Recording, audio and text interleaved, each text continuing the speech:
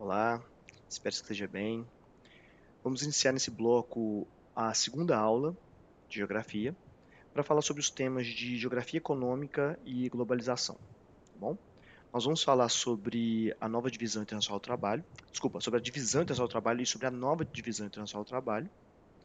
Vamos falar também sobre as revoluções industriais, os principais aspectos que temos que trazer a respeito disso. Vamos puxar isso para a questão da globalização e dar uma pincelada sobre possíveis temas mais atuais sobre o assunto, né? Pegando mais aí para acrescentar aí nesse arcabouço teórico que pode ter sobre o assunto, sobre temas mais atuais. E finalizar falando sobre neoliberalismo, porque é muito importante entender que o processo de globalização hoje é orientado pela ideologia neoliberal, tá bom? Vamos iniciar então essa aula, como eu disse, com a divisão internacional do trabalho, né? Vou me retirar aqui para vocês enxergarem.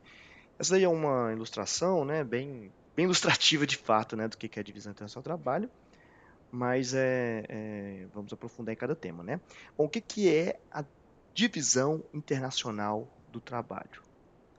É a distribuição da produção econômico-industrial internacional.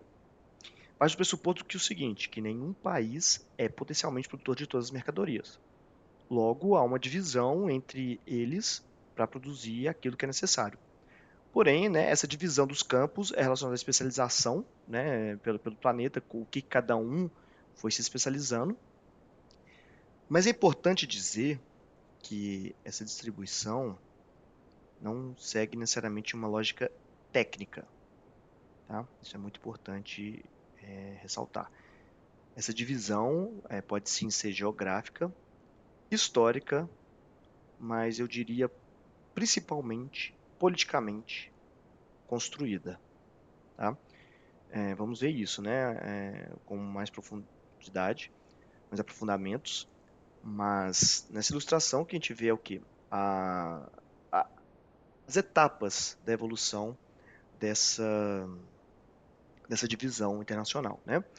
Então, que inicia ali com a relação entre metrópoles e colônia, né? Isso no capitalismo comercial, avança no capitalismo industrial, e aí no caso nós já temos algumas metrópoles, né?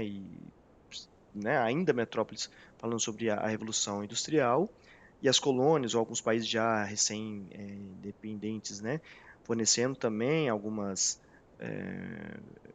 matérias-primas, né, isso avança no capitalismo financeiro até chegar na nova TIT. Nós vamos ver que essa ilustração, ela vale mais aqui como ilustração, né, do que está mostrando aí, porém as informações aí nós vamos ter que desdobrar melhor, né? Só que quando eu falo que é potencialmente, que é politicamente construída, é porque essa divisão, já adiantando para vocês, né, ela visa muito um favorecimento do hemisfério geoeconômico norte, né? O hemisfério norte geopolítico, geoeconômico. Isso é, os países centrais em detrimento dos países periféricos. Favorece por quê? Porque há uma concentração muito maior de trabalhos bem remunerados, produção de tecnologia, de, até mesmo de produção de bens assim, de consumo, né?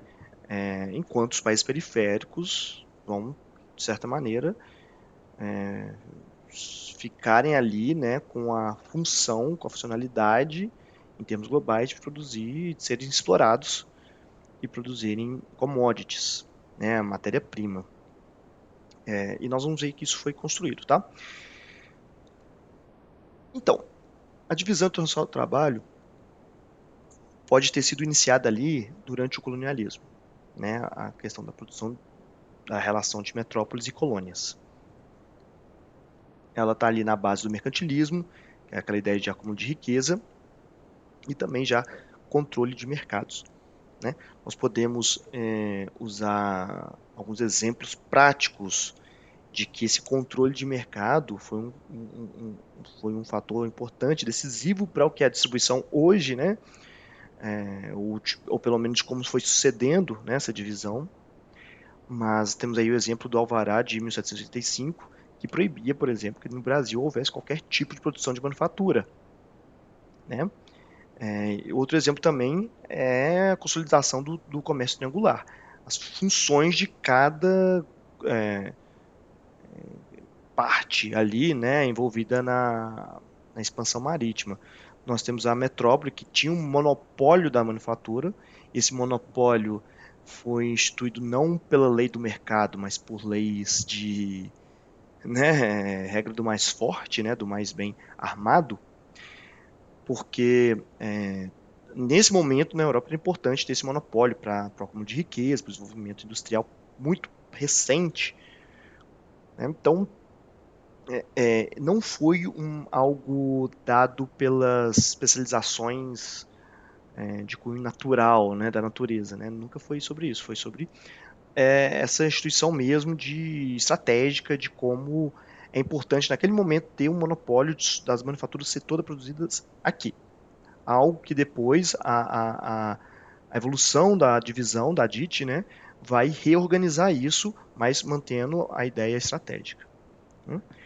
A África, o continente africano fica então responsável pelo tráfico de escravizados, né, com uma grande influência das metrópoles ali para criar um tráfico de pessoas, né, que eram sequestradas a partir de guerras locais, a partir de muito metabolizadas pela presença das metrópoles lá, do processo de colonização, que levavam, né, essas pessoas escravizadas para trabalho forçado na América, onde necessitava de mão de obra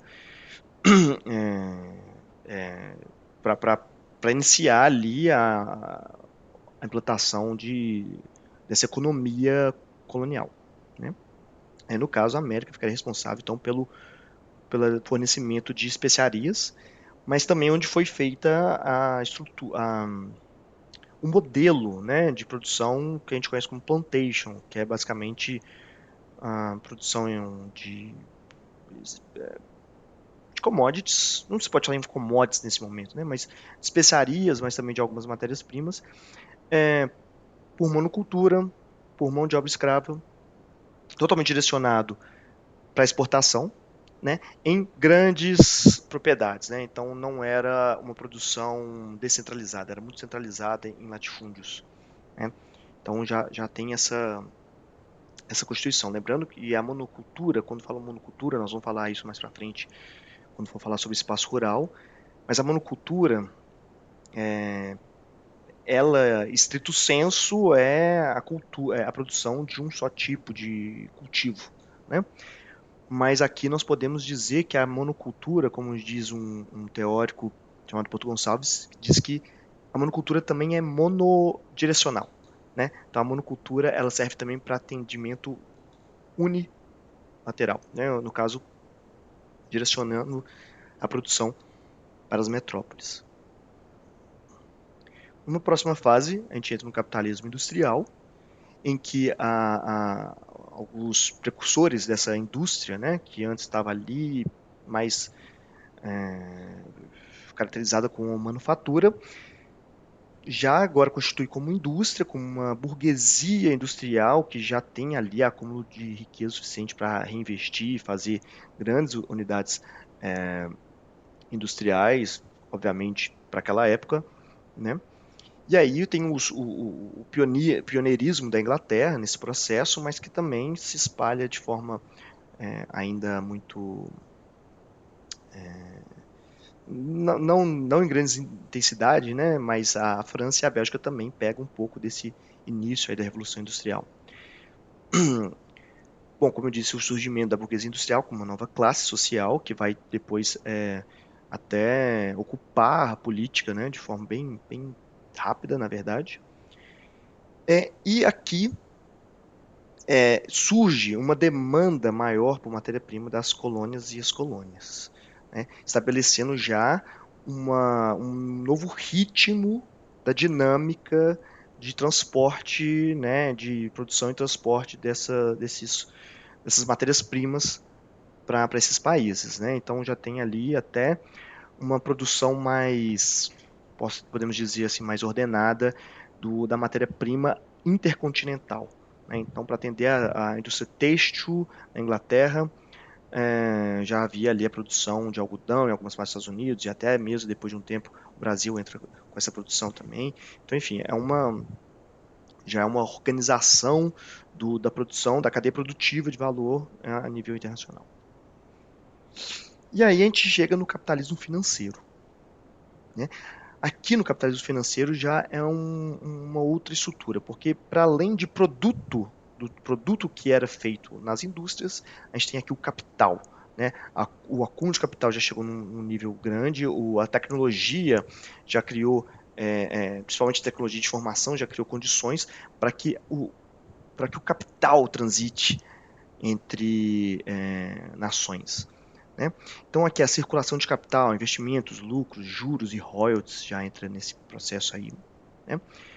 Tem até essa ilustração aí do que como é que funciona a holding, né? Que é uma empresa que controla o capital de outras empresas e que nós vamos falar isso melhor quando a gente for falar sobre a Revolução Industrial, a terceira Revolução Industrial, mas que existem já a descentralização da produção, mas a centralização do poder. Então essas holdings, apesar de não produzirem necessariamente, né, capital produtivo, mas possuem ali o capital especulativo muito importante que é para investimento ali em várias partes do planeta. E já adiantando um pouco mais aqui, esse capital pode circular muito mais facilmente do que a materialidade da indústria em si, né? Então, o que torna as coisas mais dinâmicas e também mais podendo também tornar as coisas mais efêmeras. Há uma complexação da cadeia produtiva, então não é mais aquela situação de aqui é o produtor, vem para, né, aqui se transforma e aqui se vende. Não, já tem várias etapas produtivas também. O fornecedor desses produtos também podem ficar mais complexos, como eu disse, mais dinâmico, né, fica muito mais dinâmico mesmo, né? Essa possibilidade de trocar de fornecedor, trocar de mercado consumidor devido ao avanço da tecnologia. Tem uma modernização geral das indústrias. E aqui, o que surge também é a migração de unidades industriais de base para países periféricos. De base, quando eu falo indústria de base, é a indústria pesada, a indústria que é aquela primeira indústria, né? Aquela que transforma matéria-prima em algum produto industrializado. Por exemplo, aquela indústria que transforma o ferro em metal ou o ferro em aço. Um exemplo, né? Mas também, esse aqui é o inicial, mas também já podem vir outras indústrias nesse momento um pouco mais complexas. Isso vai depender muito das estratégias de cada empresa de alocar, né, suas plantas em países periféricos ou não. Mas, de fato, aquela indústria que estava concentrada nos países centrais passa a se reterritorializar, desculpa, em outros países periféricos. Daí vem a proliferação das multinacionais e também a chamada guerra fiscal. Como assim, né? A guerra fiscal para que uma indústria se instale ali no seu país, é ali visto como algo positivo, né? Já que a tecnologia nacional não permite países periféricos se desenvolver por si próprios. Então, a atração de multinacionais para aquele país é muito importante. Isso inicia uma guerra fiscal, em que quanto mais subsídios eu der para aquela indústria, mais fácil eu vou ter ela aqui no meu país, né? E com isso eu posso desenvolver geração de empregos, geração da minha economia, crescimento do PIB, etc. Mas dá esse sinal para, através de incentivos fiscais, conseguir ser mais ou menos atrativo para alguma empresa. E aqui é legal porque nós conseguimos ver essa que a gente chama de divisão internacional do trabalho clássica, né, em que tem ali um país é, central muito industrializado, tem aquele país periférico é, com indústrias muito mais de base, né, do que de realmente tecnologia. E nós conseguimos ver isso a partir de dados concretos, né? Então vou me retirar aqui para vocês olharem o seguinte. Aqui nós temos dois países, tá? E nós estamos vendo aqui exportação desses dois países. Então, olha só, o país 1 representa esses quadradinhos de cima, né, representam a exportação do país 1, e os quadradinhos de baixo representam a exportação do país 2. Então, no país 1, quais são os principais produtos exportados? Temos aí turbinas a gás, carros, medicamentos embalados, peças de aeronaves e ouro. Enquanto o país 2, o principal produto é ferro, petróleo cru, soja, farinha de soja e açúcar. Bom, acho que já dá para desconfiar de que há uma diferença bem evidente aqui, né? O país 1 exporta muito mais produtos industrializados e, de certa forma, de uma indústria tecnológica, né? Não é uma indústria simples, é uma indústria que produz tecnologia, né? High-tech, inclusive é de medicamentos já embalados prontos, né? Peças de aeronaves, enfim. E o outro mais baseado em commodities, né? Então, deixo aí para vocês rapidamente pensarem qual país poderia ser o 1, qual país poderia ser o 2. Bom, já vou dizer para vocês, né? O primeiro aí é a Inglaterra, dados reais de 2021, e o Brasil é o país 2, dados reais também de 2021. Então isso fica muito evidente, né, para entender como que é a divisão internacional do trabalho. Claro que isso não exclui que exista no Brasil, né, uma exportação de produtos industrializados, nem que, por outro lado, a Inglaterra também exporte alguns produtos primários. A gente pode até ver ali o petróleo, por exemplo, mas o percentual, né, do que se vende naquele país representa muito sobre ele. Isso nos leva a pensar, né, nos leva a refletir um pouco sobre esse cenário, né, que a gente tem aqui de que acontece, o que a divisão internacional do trabalho leva a acontecer, né? Essa charge aqui é muito famosa, mas ela está mostrando aqui, no caso, o continente africano, né? Mas a gente poderia expandir ali também para a América Latina quase como um todo, né? E o que ela quer dizer, né? Ela quer dizer algo mais ou menos isso aqui. Olha só, nós temos aqui apenas uma ilustração metafórica, né? Só para a gente entender um pouco como que essa relação da divisão internacional do trabalho pode gerar em termos concretos no mundo, né? Mais uma vez, a gente tem aqui o país 1 e o país 2. Exemplos, tá? Aí já não é concreto, mas vamos supor que o país 1, aí o principal produto exportado seja o celular. E o país 2 seja o minério de ferro.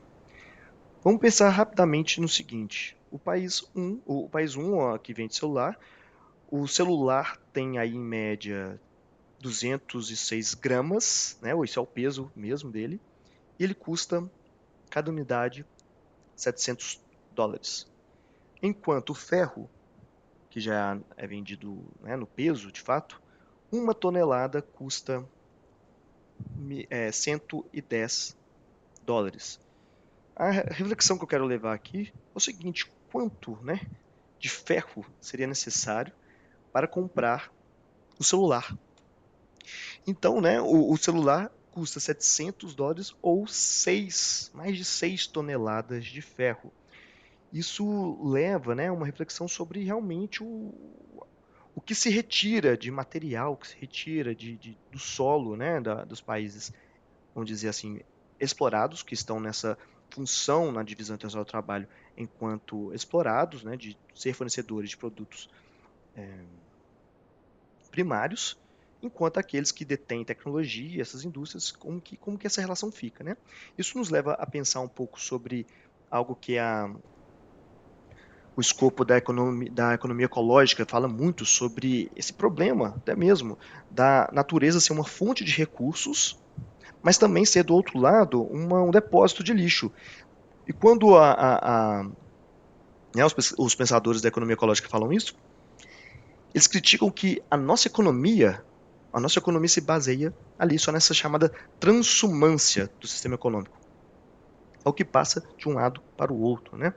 Mas principalmente dizendo sobre esse tipo de exploração linear, né, da economia linear, e o que ela pode levar de problemas ambientais em países que são explorados.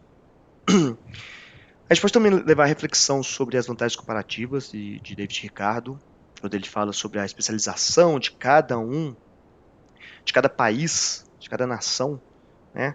É, de como que cada um pode se desenvolver mais em certo setor econômico para poder ser mais eficaz, né? David Ricardo fala isso nesse conceito de vantagens comparativas, que basicamente vai dizer o seguinte, que mesmo que um país seja produtor de, vamos supor, dois produtos diferentes, dependendo, né, de quais são as condições naturais e de infraestrutura instalada, é melhor que ele abandone um tipo de produto para se concentrar só em um tipo de produto. Porque, no final das contas, ele vai acabar sendo mais eficaz, mais produtivo. Isso estou tentando explicar, né, algo que é mais complexo do que isso, mas de forma mais rápida. Mas vale a pena, né, se alguém se interessar, depois dar uma aprofundada sobre isso, porque tem bastante a ver essa questão aí das vantagens comparativas com a divisão internacional do trabalho. E várias críticas também sobre isso, né? E ainda podemos levar a outra reflexão, que é o que a própria CEPAL diz sobre o assunto, né? A CEPAL é a Comissão Econômica para a América Latina, né? E não que ela esteja ali fazendo uma crítica diretamente à ideia de David Ricardo, mas acaba melindrando isso. Mas a CEPAL tem dois teóricos mais assim, vamos dizer, conhecidos, que tiveram contribuições mais significativas, que é o Raul Prebisch, que agora me falha a memória se é argentino ou chileno, mas que ele faz cria, né, ele junto com o Celso Furtado, que é brasileiro, ele era brasileiro, eles desenvolvem, né, esses conceitos, essa corrente de pensamento para a América Latina, pensando justamente nessa divisão internacional do trabalho ser, na verdade, muito prejudicial para a economia local. Né? Então tem até esse termo chamado deteriorização dos termos de troca, que faz uma crítica, né, e acaba atingindo diretamente essa ideia das vantagens comparativas, que basicamente diz que essa relação de se especializar em só fornecimento de matéria-prima para outros países que vão se desenvolver, né, na economia mais no setor industrial, isso não é sustentável, isso não sustenta a economia, né? E aí eles vão desenvolver essas ideias, né? Então, são pontos aqui que a gente tem que inserir para entender um pouco sobre a divisão internacional do trabalho e as suas complicações também, né? Por que ela é dessa forma atualmente e quais são as forças políticas mesmo que vão ao encontro ou de encontro ao que é hoje, tá? É, bom, pessoal, nesse bloco vamos falar sobre isso, porque no próximo vamos falar sobre a nova divisão internacional do trabalho, tá? É muito importante pensar que ela mantém muito do que é a divisão internacional do trabalho clássica, mas traz um novo aspecto de território, de redes, né? Mas enfim, vou deixar para falar isso no próximo bloco e até a próxima.